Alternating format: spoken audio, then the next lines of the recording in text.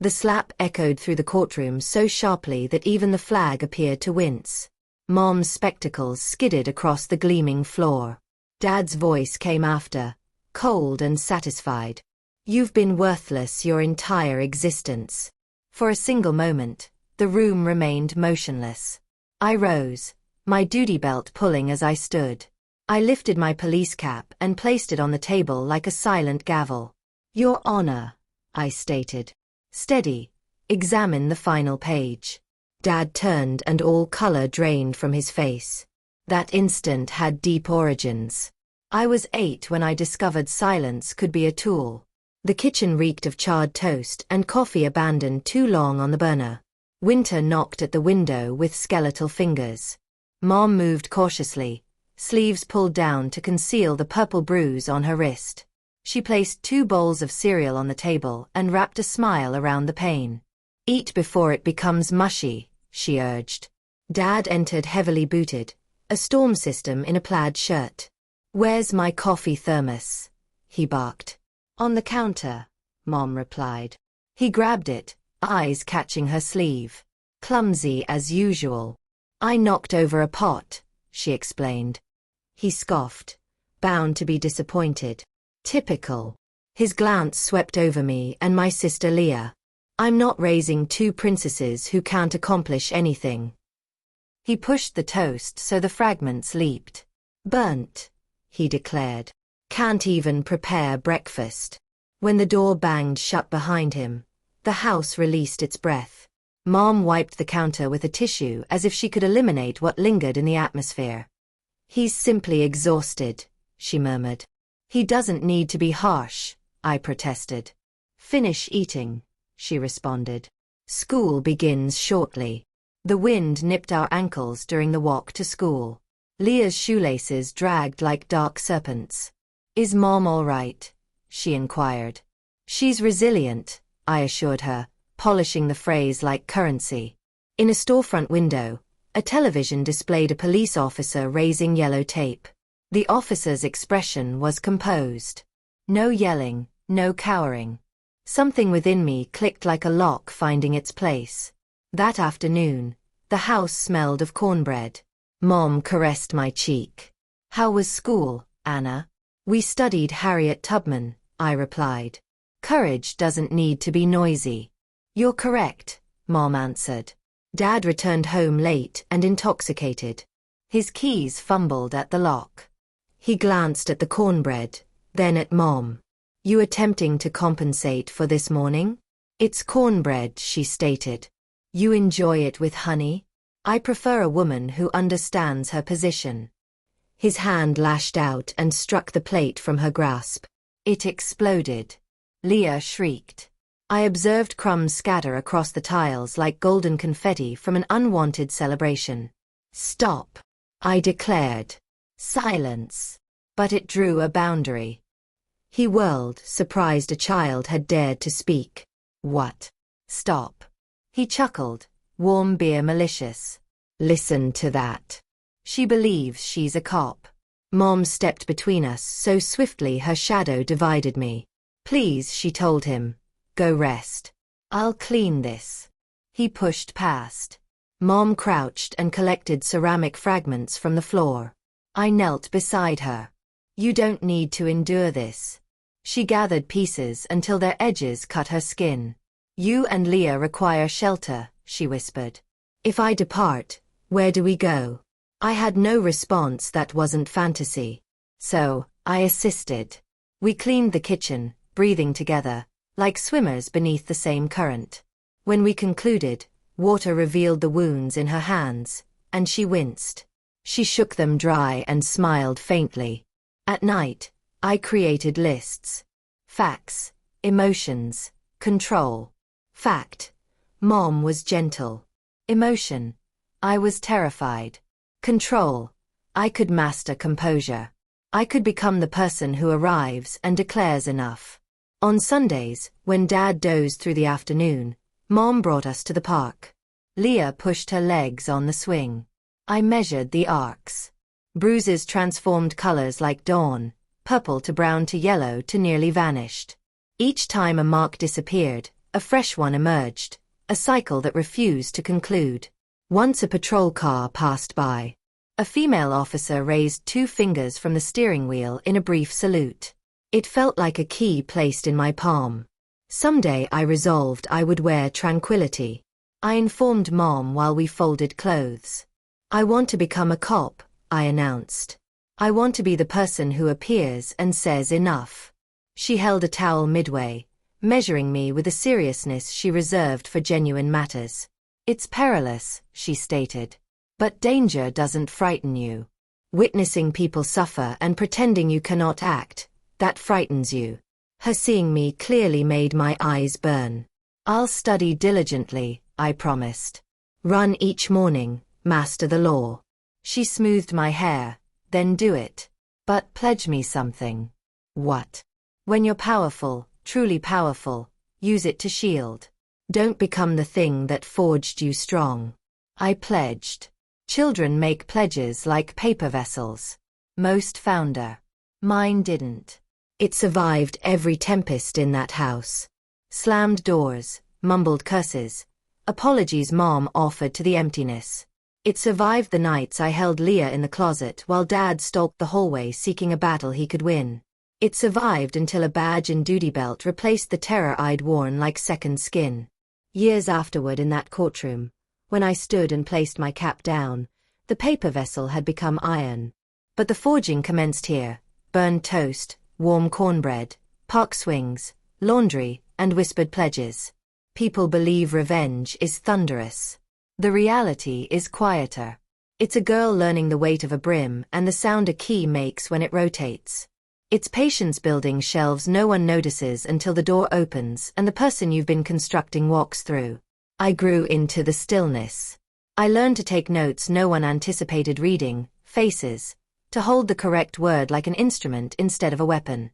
I watched Mom place kindness like sandbags against rising floods. I witnessed the price of it in her hands.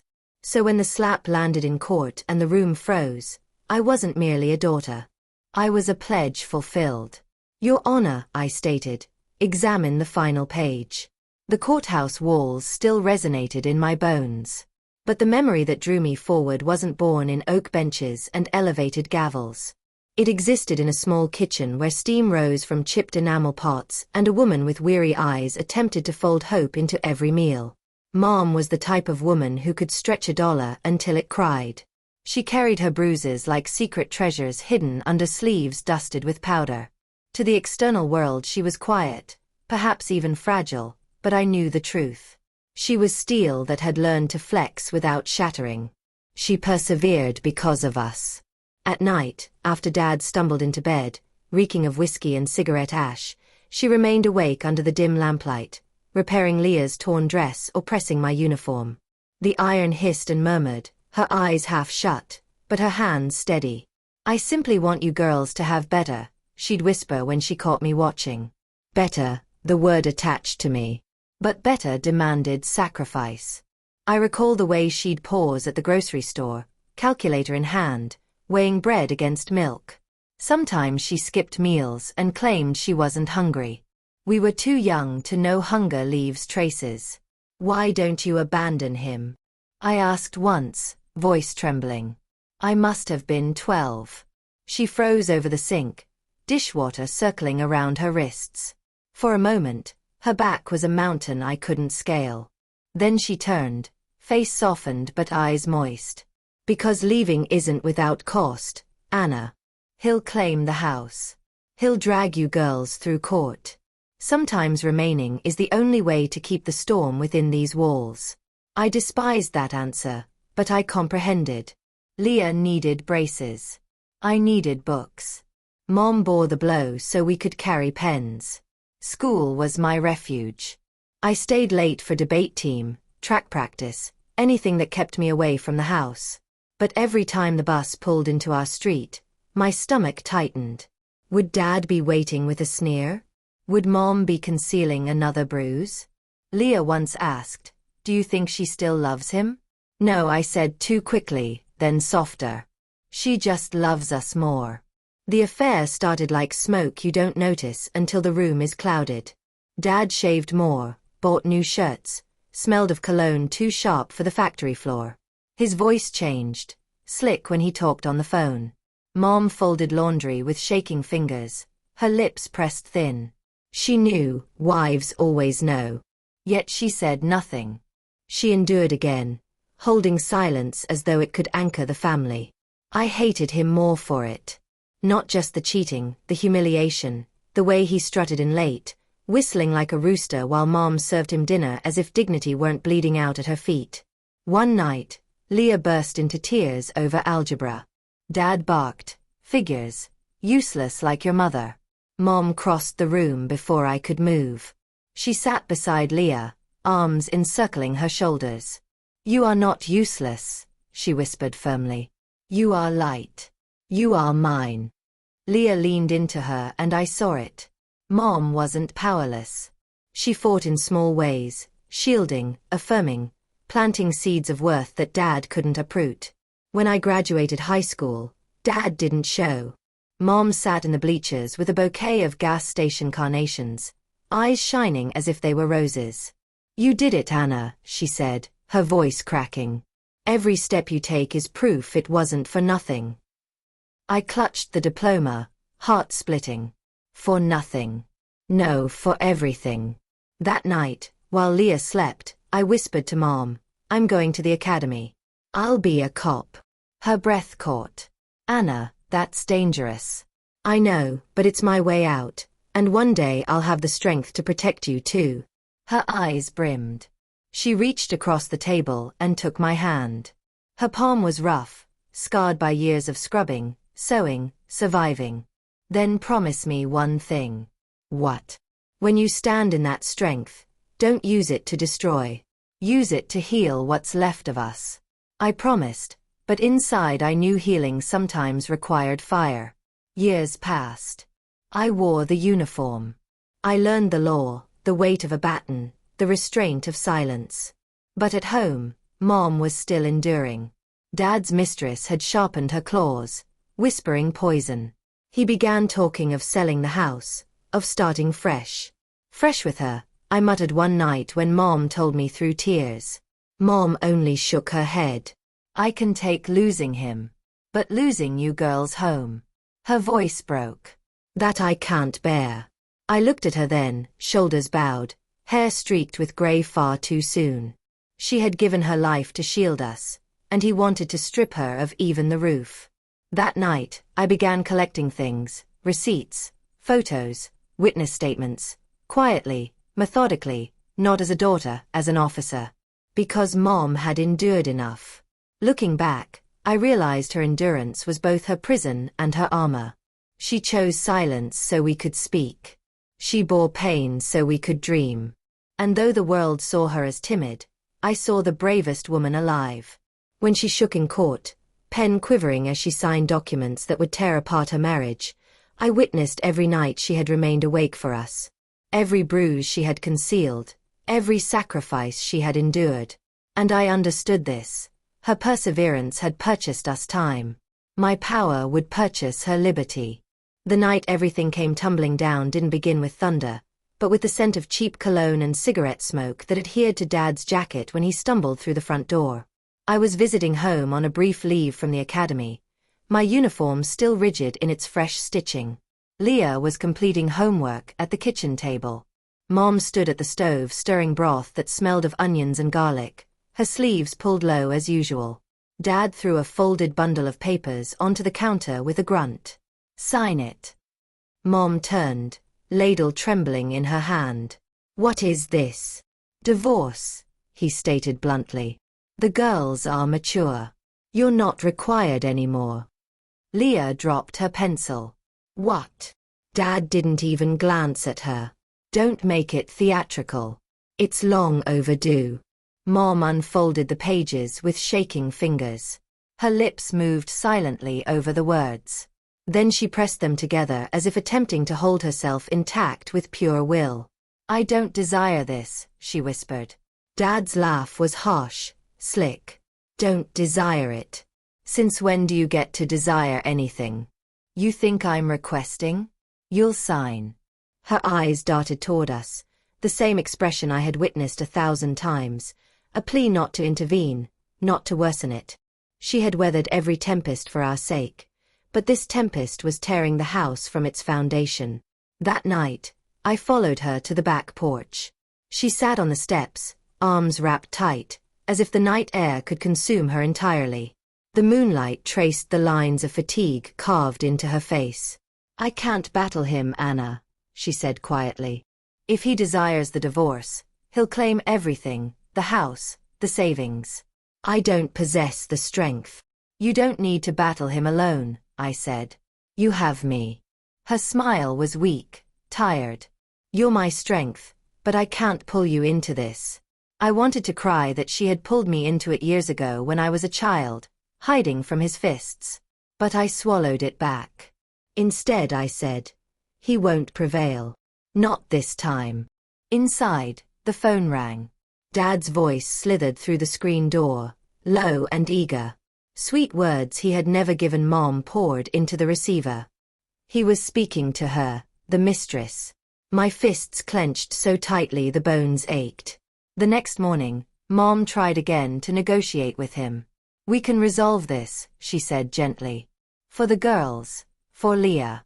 His hand slammed the table, rattling the cups. "Don't speak to me about sacrifice. You've done nothing but restrain me." Her eyes widened, but she didn't weep. She only lowered her gaze the way she always did. Something inside me broke.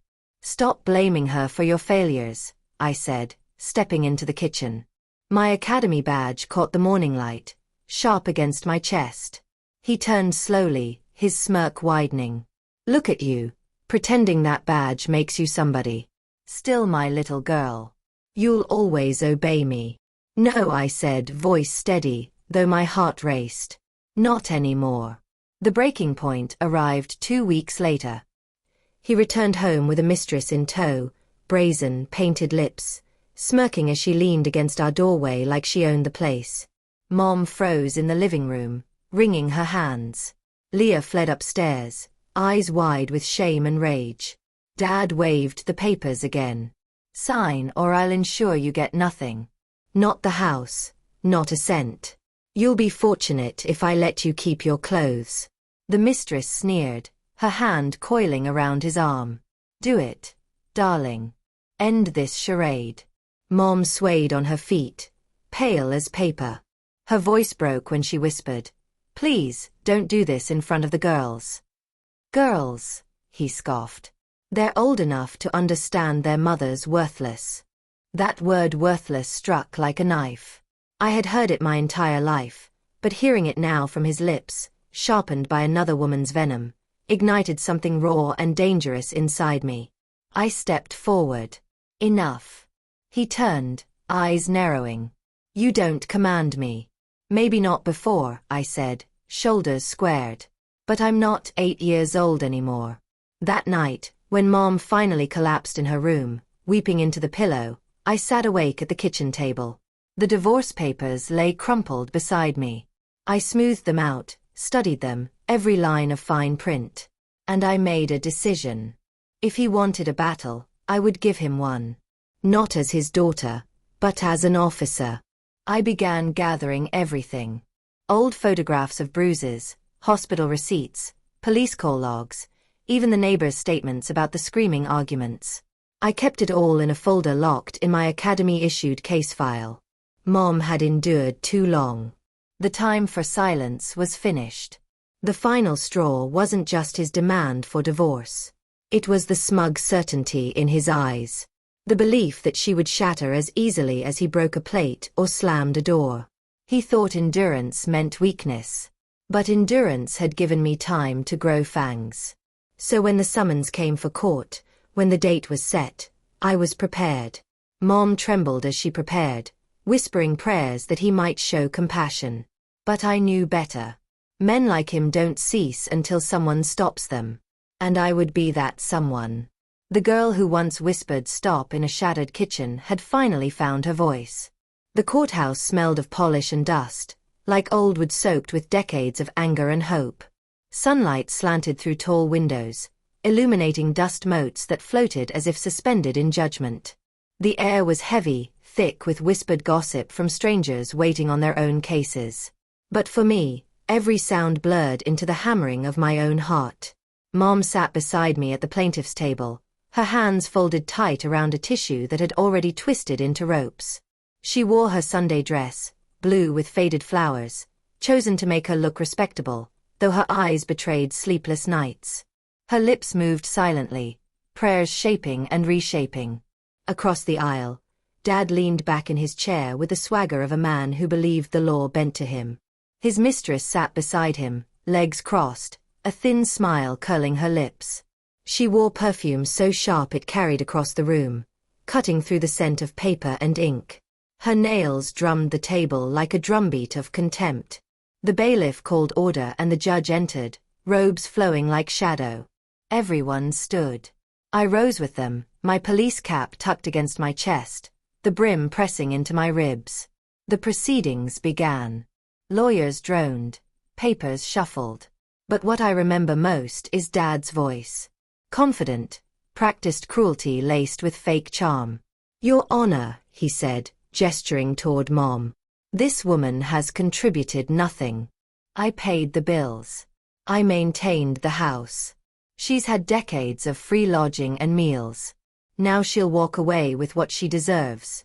Nothing." Mom flinched as though the words themselves struck her. Her tissue tore between her fingers. The judge turned to her. "Do you have anything to say, ma'am?" Her lips parted. For a moment, I thought she might speak, but then her shoulders curled inward the way they had 1,000 times at home. I just want peace," she whispered. Dad smirked. "Exactly my point. She has no fight in her." Laughter, sharp and low, rippled from the mistress. Something inside me twisted. My throat burned, but I stayed silent. Timing was everything. Halfway through, Dad grew bolder. He leaned across the table, his voice carrying too loudly for the hushed court. "You hear that, boys? She's admitting she's useless." Mom shrank into her chair, eyes fixed on the floor. Her fingers trembled as she signed the first of the documents handed to her. The pen quivered against paper. Then came the moment. She reached for the second page. Dad leaned over suddenly, his face inches from hers, and in a motion so swift it seemed practiced, he slapped her. The crack ricocheted off the courtroom walls. Gasps erupted.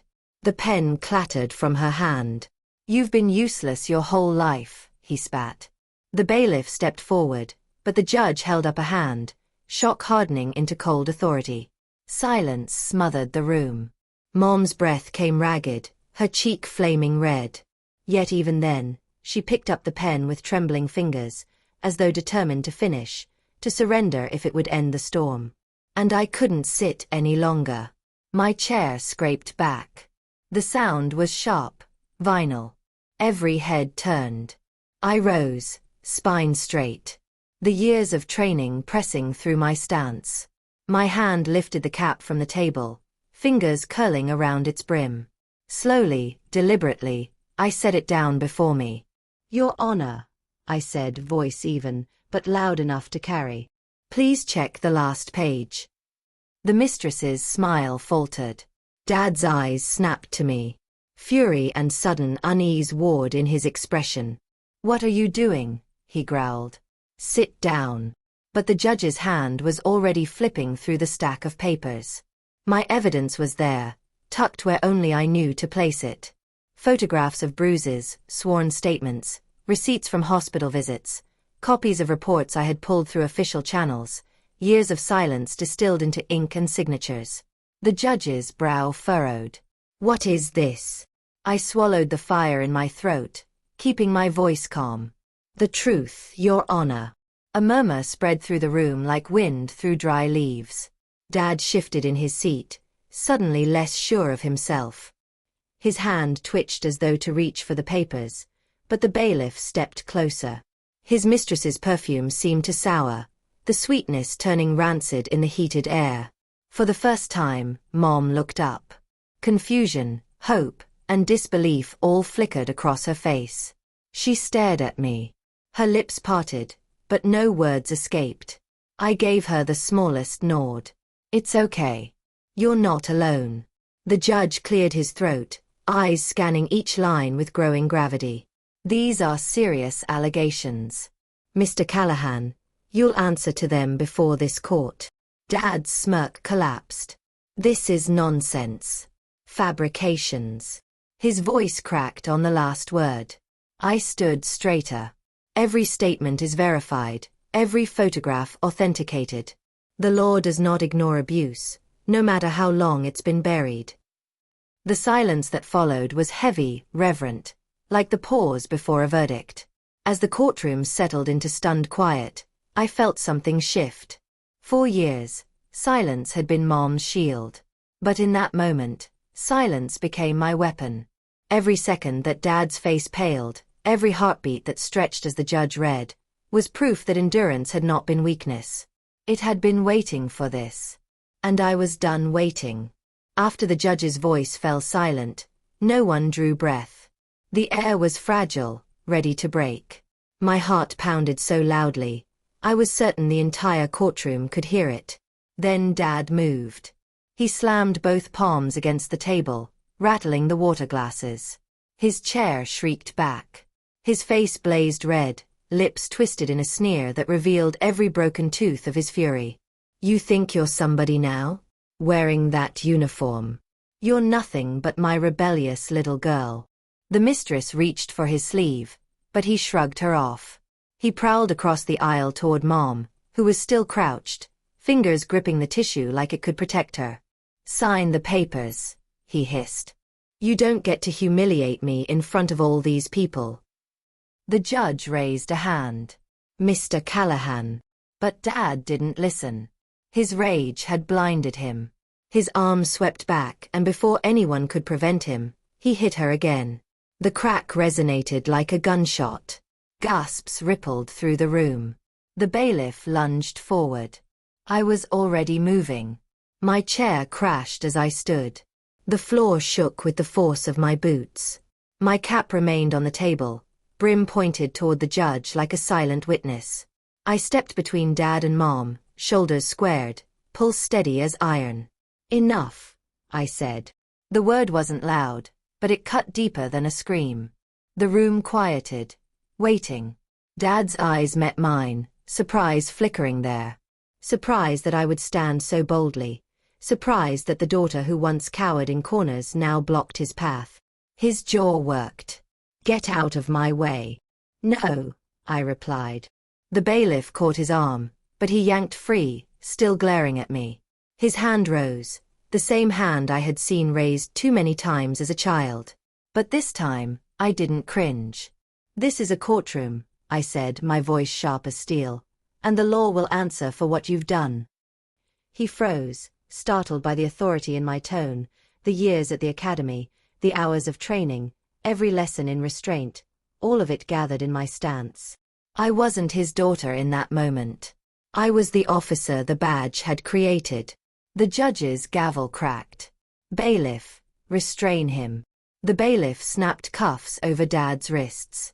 He twisted, spat curses, but the fight was gone from his eyes. He looked smaller, shackled not just by steel, but by the weight of his own unraveling. The mistress shifted uneasily, her perfume sour now in the stagnant air. She tried to whisper excuses, but the judge silenced her with a glare.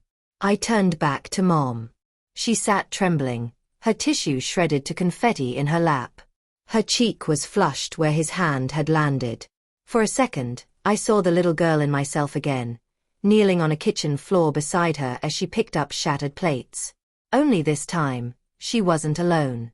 I knelt beside her, speaking softly so only she could hear.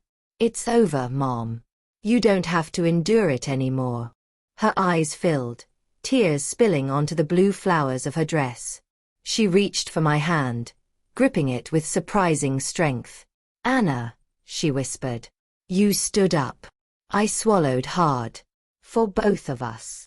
The judge cleared his throat, addressing the courtroom. This court will not ignore what has been brought to light. The evidence presented is compelling and will be entered into record. Further proceedings will determine division of assets. But in the meantime, protective measures will be enforced for the plaintiff.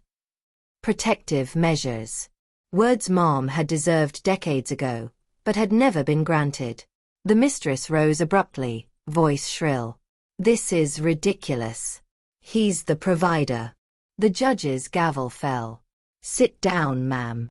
Her words collapsed into silence. Dad struggled against the cuffs, his voice cracking now with something closer to panic. You think this changes anything? You think she wins because you wear a badge? I turned to him, calm as stone. This isn't about winning. This is about truth, and you can't bury it anymore. The silence afterward was deeper than any shout. People in the gallery shifted, some nodding subtly, others just staring, but the weight of judgment was no longer mine to carry. For the first time, Mom lifted her chin. Her voice was faint but steady when she said, I won't be afraid anymore. It was the bravest sentence I had ever heard. The judge nodded solemnly. That is your right, ma'am, and this court will uphold it. I stood again, straightening my shoulders. My cap remained on the table, a silent testament to the shift that had just occurred. I wasn't a girl hiding behind silence anymore. And Mom wasn't a woman bound by fear. We had taken the stand together. The clink of the handcuffs settled into the room like a clock finally striking the hour it had promised all along. The judge adjusted his glasses and looked to me. Officer Callahan, you indicated there is additional evidence on the record. Walk me through it. Yes, Your Honor. My voice sounded different to my own ears. Measured, deliberate. What you have in the last section are 3 categories: documentation of abuse, financial misconduct, and corroborating witness statements. Paper whispered as the clerk separated the packet. Photographs came first, dates stamped in the corners. A cheekbone swollen like rising dough, purple shadows along Mom's forearms. A split lip salted by tears. The judge's jaw hardened. The gallery went quiet. These images span 10 years, I said. Most were taken by me, some by emergency nurses when my mother came in with falls that didn't match the injuries. Each image links to a hospital intake or a police welfare call. Dad made a sound, a cornered animal growl. The bailiff's hand tightened on his elbow. The mistress stared at the scuffed toe of her shoe. The judge tapped a photo with his pen. And the statements. 4 neighbors, I said, lifting a stapled set. 2 called 911 on separate nights reporting yelling, items thrown, a woman screaming. Both times my mother refused to press charges, citing fear of retaliation. I paused. She had 2 daughters sleeping down the hall.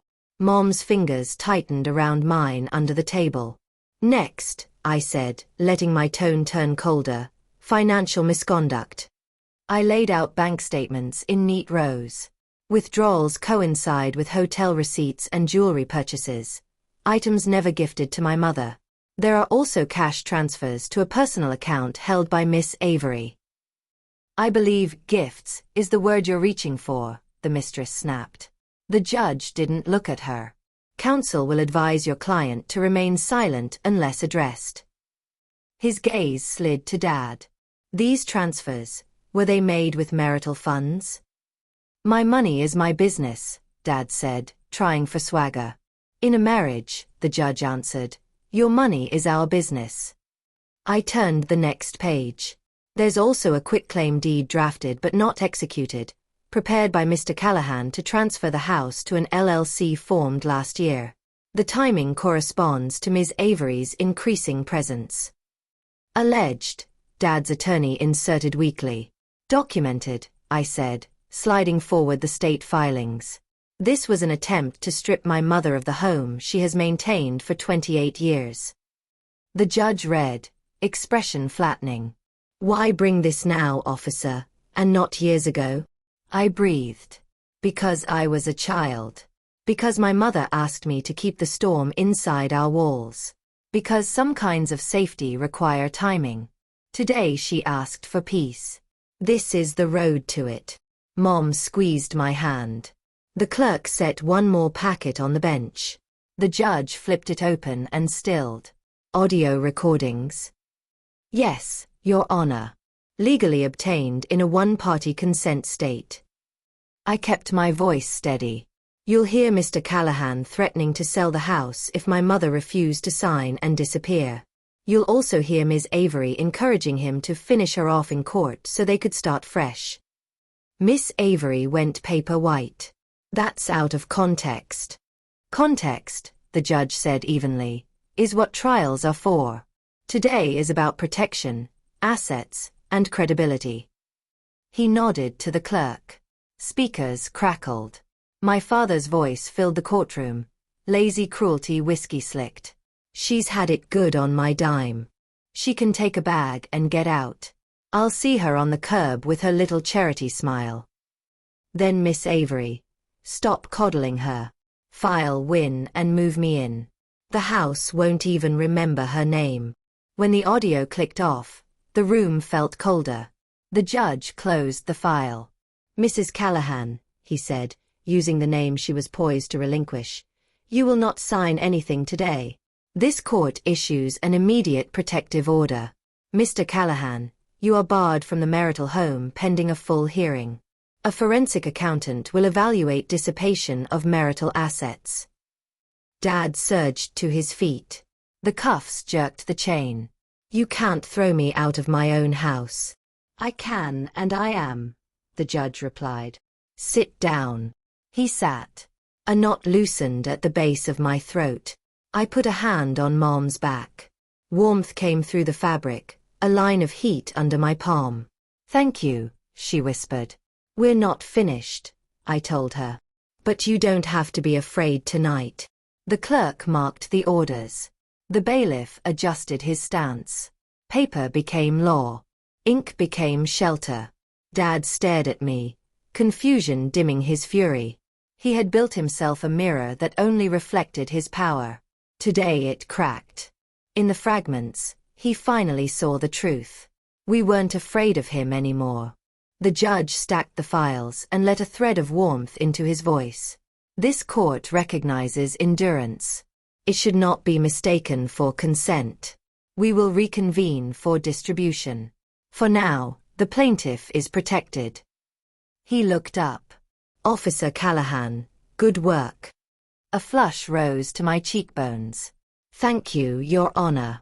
As the bailiff led Dad toward holding, Miss Avery hissed. You'll regret this. He always lands on his feet.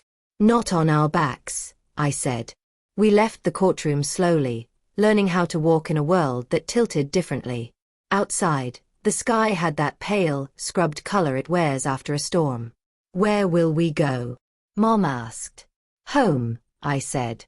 Tonight, home is ours. She nodded. The red print of his hand had already begun to fade. People think unveiling is a sudden light thrown on truth. Sometimes it's the slow lighting of a house, room by room, until you realize there has always been a way through. We had found the switches. We were turning them on. The courthouse steps felt different beneath my boots than they had on the way in. The air smelled crisper, like autumn had finally decided to arrive. Mom walked beside me, her hand shaking in mine, though for once it wasn't from fear. It was from the unfamiliar weight of relief. Behind us, the doors swung shut. Dad was still inside, the clink of handcuffs echoing in my memory like a final punctuation mark. For years, I had watched him write the story of our family with his fists and his rage. But today that story ended. Mom inhaled deeply, her first free breath in decades. Anna, she whispered, voice breaking. I never thought I'd witness this day. I looked at her, really looked, the lines of sacrifice carved into her face, the silver threading through her hair, the resilience that had never truly been broken.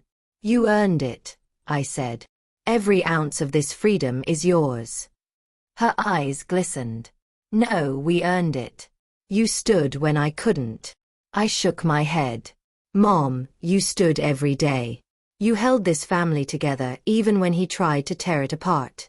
I just carried what you taught me into this courtroom. That evening, we returned to the house. The silence inside felt different. No longer charged with waiting for the next storm. Leah was already there, her eyes red from crying. But when she saw Mom's face, calm, lifted, she rushed forward and wrapped her arms around her. He can't hurt you anymore, Leah whispered. Mom kissed the top of her head. Not anymore. I watched them, my chest tightening with something I hadn't felt in years. Peace. Later, as Mom brewed tea in the kitchen, I walked through the rooms. The walls carried scars, faint outlines where plates had shattered, doors with dents from fists. But tonight, those scars felt like history, not prophecy. For the first time, the house belonged to us. The following weeks were a blur of hearings, signatures, and endless paperwork. Dad fought tooth and nail, but each piece of evidence was another door closed to him. The mistress stopped showing up after the recordings were played in open court. His swagger shrank into muttered denials that no one believed. Finally, the verdict came. The judge's words fell like a steady drumbeat. The house awarded to Mom, joint accounts split fairly, restitution owed for medical expenses long buried under excuses. Most importantly, a permanent protective order. He could no longer come within 200 feet of her. When the gavel fell, Mom pressed her face into her hands and sobbed. Not from grief, from release. I leaned close. It's over. She shook her head gently. No, Anna, it's just beginning. On the day she received the deed to the house, she placed it on the kitchen table like it was sacred scripture. Her fingers brushed the embossed seal. I never believed I'd hold this, she murmured. You held us, I reminded her. This is only proof. She looked at me then, eyes shimmering. I used to think endurance was weakness, but maybe it was strength waiting for its moment. I nodded. And today you got it. At night, I sometimes sat on the porch steps where she used to weep alone. The wood was weathered, but it no longer felt haunted. It felt like a sentry post. From here, I could see the street light casting steady gold, not the flicker of danger, but the glow of protection. I thought about the little girl who once whispered, "Stop," in a kitchen filled with broken plates. She had grown into a woman who said, "Enough," in a courtroom filled with silence. And the difference wasn't just a badge or a uniform. It was a promise kept. The last time I saw Dad was across a courtroom months later. He looked older, smaller, diminished in a way I had never imagined possible. His eyes flicked to me once, but they slid away quickly as though he couldn't bear the reflection staring back at him. Mom stood tall beside me. She didn't need to speak. Her silence was no longer submission. It was victory. People often imagine revenge as fire, loud, consuming. But true revenge, the kind that endures, is quieter. It's the silence of a woman who no longer trembles. The stillness of a daughter who no longer flinches. The calm after a storm when the sky clears and the house is still standing. That's what justice looked like for us. Not a shout, but a silence. If you're listening now, maybe you've carried storms of your own, shadows that whispered you were worthless, voices that told you to stay small. Maybe you've endured more than anyone will ever know. I want you to remember this. Endurance is not weakness. It is the soil from which strength grows. And when the time comes, when the silence finally breaks, you will find that you were stronger than they ever believed. So take courage, hold on, and when the moment arrives, stand tall. Because sometimes the quietest victories are the loudest of all.